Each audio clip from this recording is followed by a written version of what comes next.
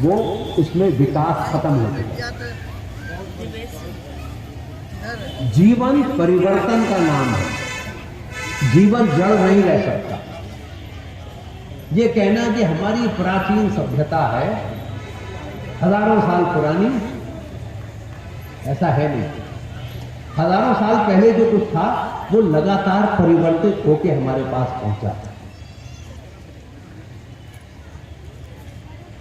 हर सभ्यता लगातार कुछ नया ऐड करती है, हर पीढ़ी, और कुछ पुराने को छोड़ देती है।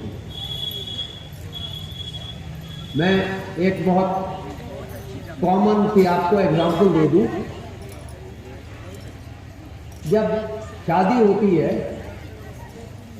जो हमारे जो ब्राह्मणिक रीति रिवाज है उसके मुताबिक जब शादी होती है तो एक छोटे से बर्तन में आग जलाई जाती है। एक तरफ लड़की का परिवार होता है, एक तरफ लड़के का परिवार होता है, पंडित जी होते हैं, और फिर वो मंत्र उच्चारण होता है और वो कुछ बीच बीच में उसको सामग्री डाली जाती है। इस तरीके से शादी हो रही है। बीच बीच में उठ के फेरे वेरे लगते हैं, फिर बैठ जाते हैं, फिर कुछ पूजा होती है। तो ऐसे हो रहा था पता नहीं कब से। उसके बाद वीडियो कैमरा आ गया। अब शादी की वीडियो फिल्म बन रही है। आप देखिए कि जिस तरह वो लोग बैठते थे उसमें परिवर्तन आ गया। अगर यहां लड़की बैठी है और यहां लड़का बैठा है और पंडित जी यहां बैठे हैं, तो जब आप लड़की की तस्वीर खींचेंगे तो लड़के का कंधा नजर आएगा और पंडित जी का कंधा नजर आएगा। जब आप लड़के की तस्वीर खींचेंगे तो लड़की का कंधा नजर आएगा। पर हर एक आदमी को तो अपना चेहरा दिखाना है। अब सबने सीधा एक लाइन में बैठना शुरू कर दिया और आहुति डालने के चमचे जो है बड़े हो गए। अब ऐसे करके डाल, ये वीडियो को एकोमोडेट करने के लिए ये चेंज हुआ। 19वीं शताब्दी के अंत में के मध्य में एक फ्रांस से एक आदमी आया था। उसने बहुत रिसर्च करके किताब लिखी, रिचुअल्स ऑफ द हिंदू। उसमें उसने 10 तरह की शादियों का लिखा है कि 10 तरीके की शादियां होती हैं।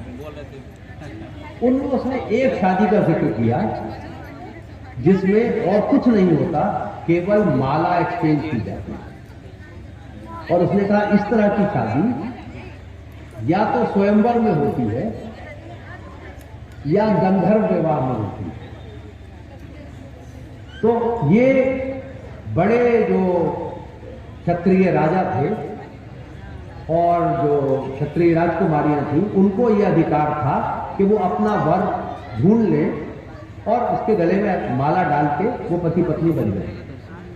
ये तरीका था शादी का।